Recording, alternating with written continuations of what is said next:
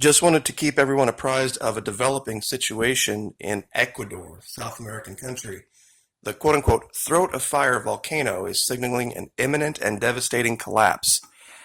This is a nasty volcano. This is a stratovolcano and it's erupted before, and when it has destroyed massive amounts of area. Real quick, Tungurahua has been persistently active since '99, so wear and tear was inevitable. It has already collapsed twice before thousands of years ago. Now, we're going to forget the stuff about 3,000 years ago or whatever, but we're going to talk about recently. We'll talk about the one 3,000 years ago. It laid waste to an area of 11,000 football fields, 80 square kilometers. It erupted in '99 and forced 25,000 people to evacuate. We have seen a great deal of activity now going on in the Caribbean as far as earthquakes, now volcanoes, different activities, and so many people forget about the Panama Canal and how it is a very delicate balancing act. It would not take very much to shut it down. It is, it doesn't have any redundancy to it.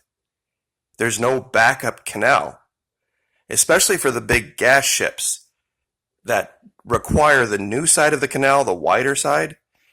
They just would have to turn around. They'd have to go somewhere else. And how that could affect world economies, given the state of affairs now, given the events in China, given all the new deals, everything going around right now, there's not a lot of confidence out there.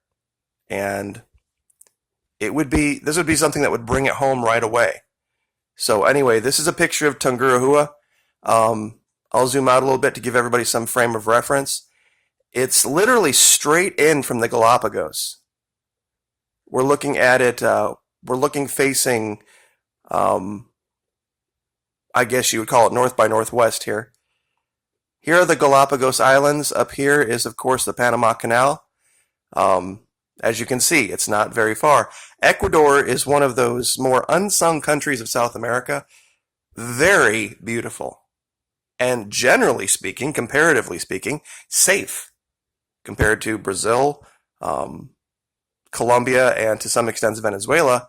Ecuador is a fairly safe country to visit. If you were going to visit Quito, it's not a rich country by any stretch, but there are some of the most beautiful mountains and beaches and historical places to visit. I would highly, highly recommend, if you have been considering some type of an international vacation, and you want to stay fairly remotely close to home, Ecuador is not a bad choice. Not at all. Safer than Peru, and still so much to see. I could go on and on about it. I've been there a couple of times myself and have very seriously considered a couple of times retiring to Ecuador. It's not expensive at all. It kind of stays out of the way of the world, so to speak. There are places where time has just stopped, and it's got its areas of jungle that are unexplored. It's a neat place. So anyway, enough shilling for not Venezuela, for Ecuador. But I wanted to share something about Antarctica today as well. You see, there's been one thing that has come up over and over and over again down here. And it has been this idea that whoever was down here or is down here, venerated birds. This is one image I haven't shown in a long time. And it's faint. But when you look at it, you can see the body of what looks like something like a peacock. You can see the legs here. I don't know if this is some type of a carving or creation in the snow, whatever this is. But over and over again, we've shown so many images. I just wanted to show this one because it's a more rare one, of birds. And one thing has always perplexed me about the bird, and maybe somebody can help me out here about this. As we know, birds fly north and or south depending on what time of year it is. Now, I know that scientists have found the iron in their blood. It's set up in a way in their inner ear or whatever that it lines up with polar north, polar south. That's great if the birds are using that to place themselves on the globe geospatially, but why would that be unique to birds? I mean, yes, they have to fly, and then once you're up above um, the surface, you would think navigating would become far, far easier. It would seem logically to me that, if you're in a forest and you're lost and you can gain a couple 100 feet in altitude real quick and take a look around, you can gain your bearings pretty quick. You wouldn't necessarily need to know which way north is, which way south is. And it would make you believe that if they know what way north is, then of course they know what way south is. They would then have to have some concept of east and west as well, where the sun rises, where the sun sets. Very odd thing, and unique to animals. There was also an article out recently about this giant flock of birds that just came over Key West. If you haven't seen the article, I'll see if I can find the link for you.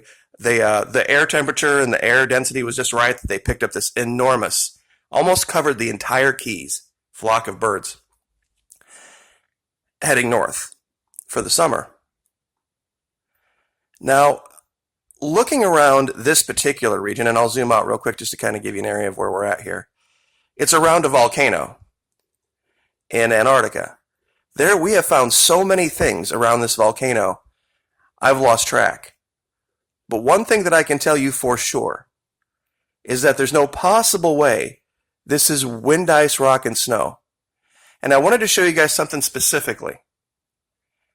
Now, I know up north in the winter, the wind can blow, and when you have certain buildings laid out certain ways around certain equipment at certain times, you can see the snow make very strange shapes. I was brought up in the Midwest. I live in Florida now. I've never seen snow do anything like this by itself. Now, I know that's blurry, but boy, that sure, once again, after how many times have we showed this now? Once again, we see a visage. We see some type of countenance, some type of face. And next to it, it's very dark and it's very hazy. We see what looks like some type of a figure. Smaller humanoid figure. Next to this. How can such a thing occur over and over and over again if it's just wind, ice, rock, and snow? Excuse me. The faces of birds. The faces of dragons. We even have what looks like very clearly a gorilla. We have the face of a simian. We have a stargate. I mean, help me out here. What else do we have that we have found down here? Literally hundreds and hundreds and hundreds of things. And I guess one of the things when I talk about the New World and the discovery of the Columbian Exchange, the era of discovery, 15th, 16th century, there were people that explored the New World that came back and reported it's this inhospitable, unpassable wilderness that is completely devoid of anything of value. And kings and princes should not waste their time and effort exploring it. Now, what if you were able to go back, you or me, and as a North American, I know I have an international audience, but you could as well. And you could talk to one of those people and say, you're wrong. You're absolutely wrong. There are areas, yes, but it's this huge, beautiful country full of rivers of fish, and there's timber, and the ground is full of all sorts of gold and silver and copper and all this kind of stuff. They would look at you and say, hey, I've just spent the last 5 years of my life with ships full of men and have visited this place multiple times. You're wrong. They would tell us we are wrong. Even though we could say, look, we live there now. There's cities everywhere. There's roads, and it's the wealthiest nation on earth. And they would ask us, are you an explorer? Have you ever been in a ship and explored America? Well, no, I live here now. I live in a neighborhood. Well, then how can you tell him he's wrong? Do you see how the two perspectives would continually be at each other? I think that's what we're finding out here in Antarctica. We have people that go down to Antarctica all the time, and they visit a very, very tiny, itty-bitty, small area of it. There's even a guy that walked across the whole thing, but he walked across it in a straight line. And they visit this one little teeny-weeny area way up here, or they go to these little tiny outposts all along the edge, and they report as if they have scoured the whole continent like we have through satellite imagery, and want to say there's nothing here. Sorry, pardon me, it's just one of them days down here. It is one of those things, and I'm going to bring this up again just because I think it's important to show. I don't know how anyone could look at this, and I've used it 1,000 times, and I'll use it as many times as I have to. How anyone can look at this and say that this is just random. Anyway, I gotta go. Like, share, subscribe. Thank you so much. We'll see you next time.